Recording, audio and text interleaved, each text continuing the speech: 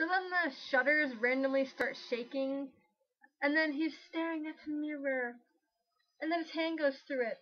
Then he starts screaming. Well, Ashley's having a panic attack against the door.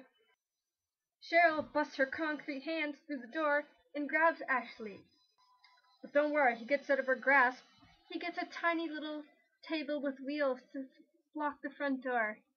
It'll work. So then, the second after he does that, Scott rises up from the dead. Okay, so guys aren't immune to it. I guess that just takes them 3 times as long to actually turn into a thing. Guys are slow. And apparently Scott took so long to transform that he has turned into an old man that has gray hair. And then Cheryl, surprisingly, busts through the door into the house to attack Ashley, along with her new sidekick, Scott. Ashley is then tackled on the ground, and he sees the corner of that creepy book with the face kind of in the fire, the corner of it, and he sees it's hurting Cheryl and Scott. So he's like, oh. And he has his girlfriend's necklace, so he uses it to try to get it to throw it in the fire. But meanwhile,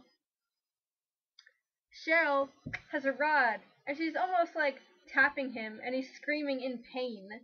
And then Scott is basically like making it with his leg, it looks like. He eventually throws the book in the fire, then they burn and melt. While they're dying, they have thrashing lizard tongues. Yes, that does too make sense. A book can have a tongue, gosh. As they're melting, big ass hands come out of their bodies and are like grabbing everywhere.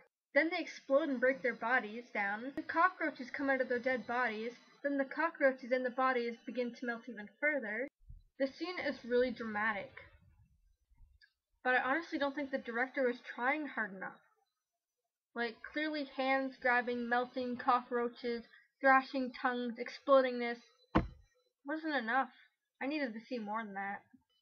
So Scott gets up, he limps out of the cottage. There's a beautiful sunrise, along with beautiful music.